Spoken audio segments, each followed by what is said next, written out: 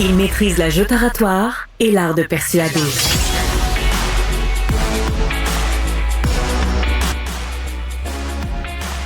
Alexandre Dubé. L'histoire de notre prochain invité est quand même assez fascinante. C'est un homme qui, à un moment donné, a pris la décision de tout quitter en ville pour aller vivre complètement une autre vie dans la forêt, à 200 kilomètres de la ville la plus proche. OK? Alors ça nous fait réfléchir aussi là, sur certains rêves, certaines décisions. Guy Boudreau est avec nous. Il est aussi guide d'aventure, coach personnel. Bonjour, M. Boudreau. Bon, refaisons un peu le fil des événements, là. Parce que dans votre cas à vous, puis l'histoire du journal, elle est quand même assez fascinante, là.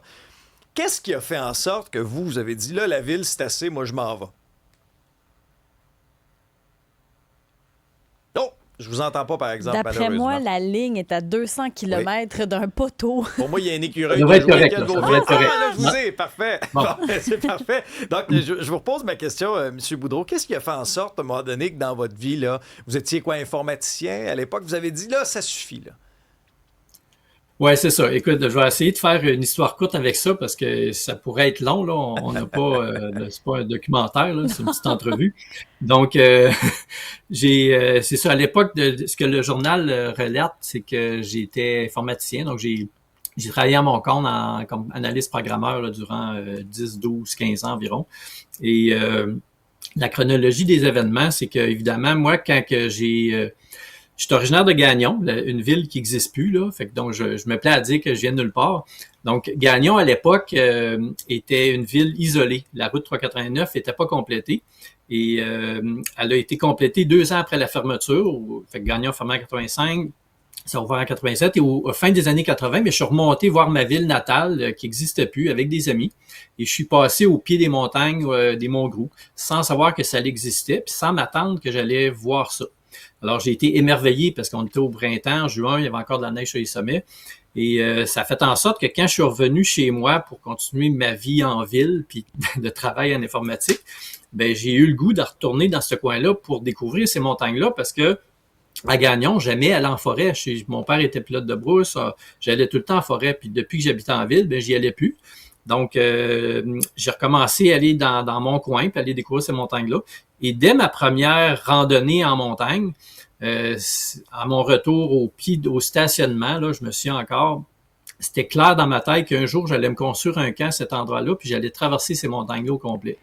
Et ça fait en sorte qu'à chaque année, je faisais des expéditions dans mes vacances pour aller là. Mais vu que je travaillais à mon compte, ben là, j'ajustais mes vacances, étaient de plus en plus grandes.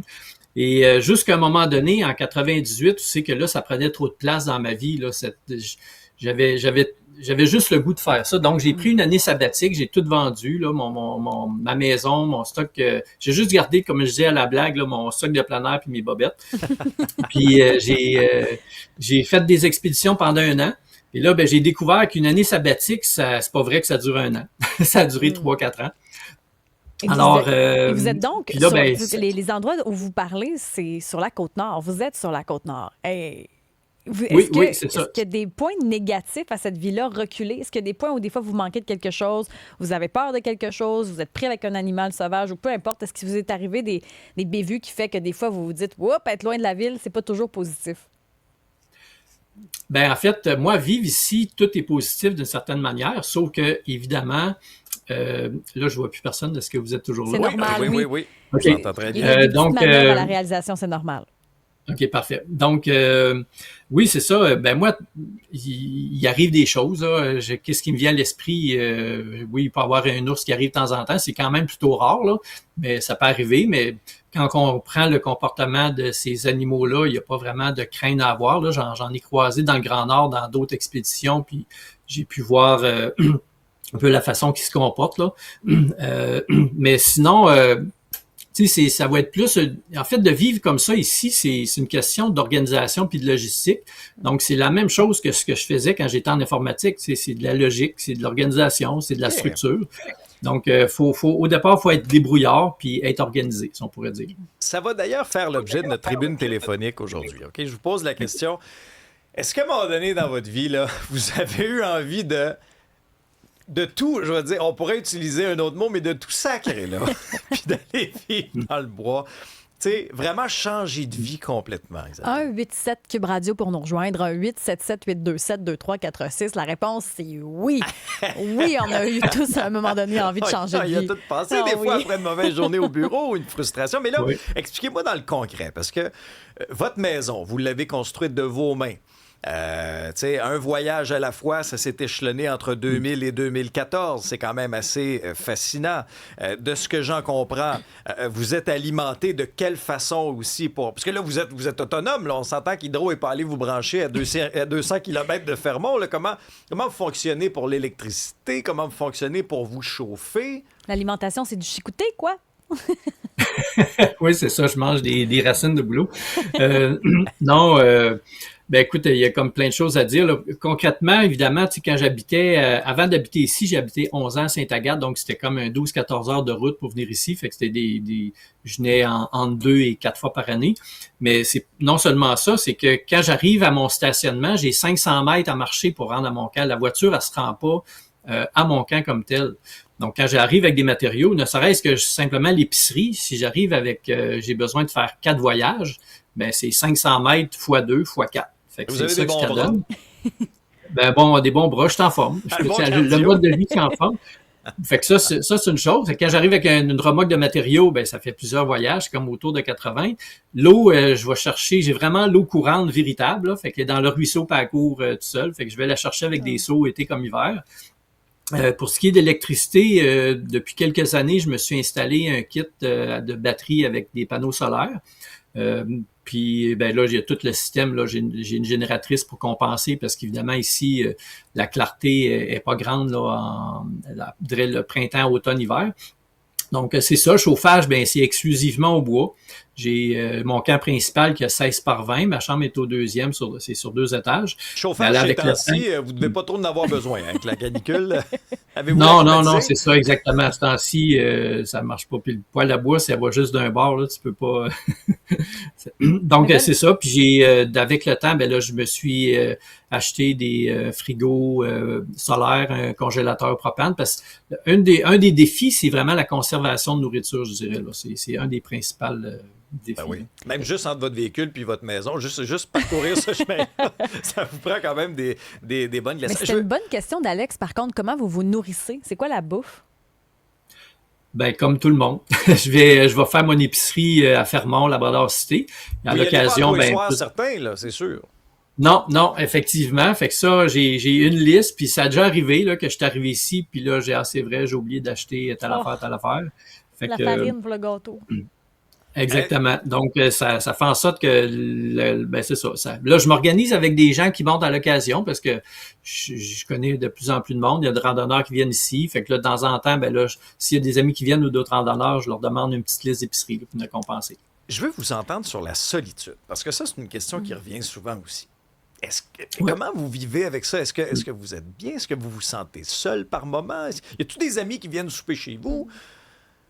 Ben là, OK, répondre à la question de base, la solitude. Moi, j'ai toujours été un enfant quand j'étais plus jeune qui était confortable à jouer seul. L'autre affaire, c'est que j'ai fait différentes expéditions en solitaire, dont la traversée du Nunavik à 2 reprises en canot à ski. Fait que c'est 2 expés de 40 et 49 jours que j'ai fait en solitaire sur 600 km. Alors, j'ai pu expérimenter ça pas mal, disons. Donc, je suis complètement à l'aise, confortable avec cet aspect-là. Puis, en fait, je pense que ça fait en sorte que je suis en paix avec moi-même. Je suis bien avec moi-même d'une certaine façon. Fait que ça m'amène à être bien aussi avec les autres. Puis, c'est ce qui m'a amené aussi le fait d'accepter que j'aimais vivre en pleine nature, où c'est que je me ressource, en pouvant être totalement bien avec moi-même. Je suis davantage mieux avec les autres aujourd'hui.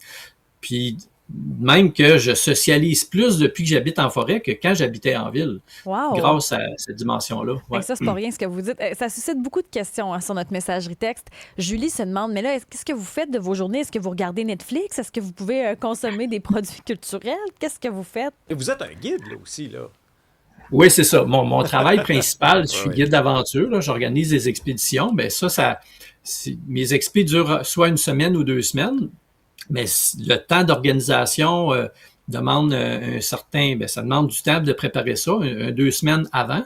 Mais non seulement ça, mes expés, c'est dans le but de développer l'autonomie aussi en pleine nature. Donc, j'ai inclus de 7, 8, mon dernier groupe, là, j'offrais 12 formations virtuelles préparatoires qui sont échelonnées souvent sur 4 à 5 mois. Fait que je donne des formations sur Zoom pour préparer les gens, pour qu'ils deviennent autonomes. Fait que là, j'en ai fait une au printemps, j'en ai 2 cet automne. Fait que là, il y en a une qu'on part 10 jours en hydravion pour aller dans le milieu des Monts-Groupes, puis on s'en vient après ça sur une 50aine de kilomètres.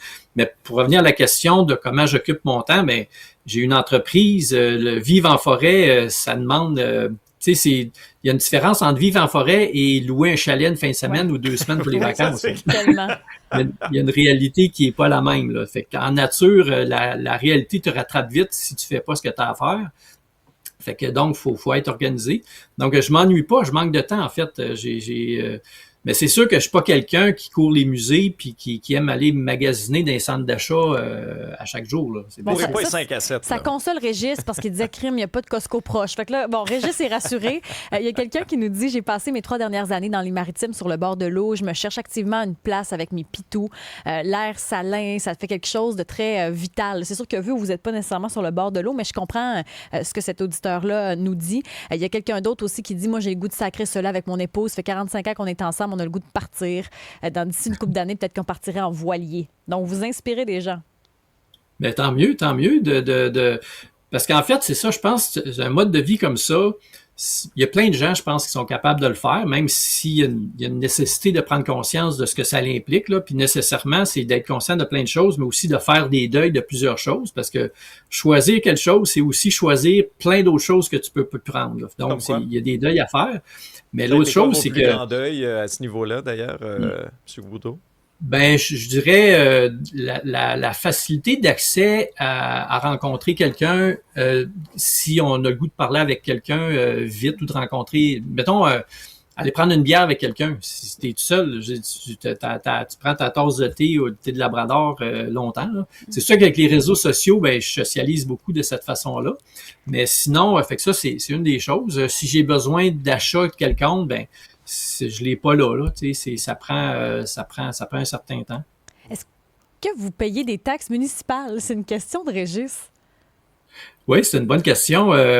J'ai des taxes de la MRC de Canapisco depuis quelques années. Là, je me souviens plus le nombre. Là. Ils ont implanté ça depuis quelques années. Fait que c'est pas tellement dispendieux, là, malgré que faut que ça reste entre nous. Là, faut pas qu'il augmente trop.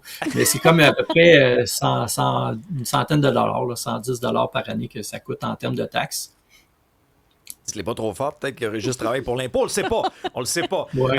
Vous parlez des réseaux sociaux, c'est quand même assez particulier. Vous êtes suivi sur Facebook par des milliers de personnes. Est-ce que quand même ça vous apporte quand même un certain équilibre, dans le sens que vous êtes tout seul à 200 km dans le bois de Fermont, mais vous gardez quand même un lien avec les gens? Oui, tout à fait. Moi, ça a été... Moi, j'ai parti cette page-là. J'ai ma page Facebook, Guy Boudreau en direct des Monts-Groupes, que j'ai parti...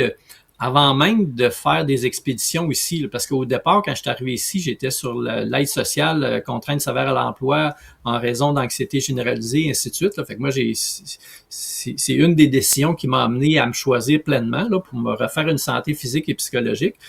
Puis, un moment donné, ben, là, vu que j'avais Internet, j'ai parti cette page-là pour partager mon mode de vie, vraiment quelque chose un peu léger, humoristique en même temps. Là, Puis aujourd'hui, je suis rendu à 12 000 abonnés qui me suivent. Puis avec étonnement, tu sais, des fois, je vais aller, parce qu'on parlait de Costco, j'ai ma carte Costco depuis un bout, là. Oh! Fait que ça fait partie des musées que je vais quand je vais en ville. Donc, c'est mes musées préférés, disons, là, les grands centres pour faire des gros achats. Et puis ça arrive à l'occasion, tu sais, je vire un croche avec mon panier, puis il y a quelqu'un qui me dit « Hey, t'es-tu Guy Boudreau au Monts-Groupes? » Oui, puis là, fait que la personne me connaît comme si c'était un ami depuis longtemps. Fait que c'est assez particulier, cette dimension-là. Fait que oui, je socialise de cette façon-là avec les gens, si on pourrait dire. Là. Eh bien, Guy Boudreau, merci beaucoup de nous avoir partagé votre histoire. Ben, merci à vous. Vive je suis pas mal impressionné de votre connexion Internet, quand même. Elle est meilleure que ben du monde en ville. Oui, ben, je suis d'accord. Merci beaucoup, M. Boudreau. Au revoir. Au revoir.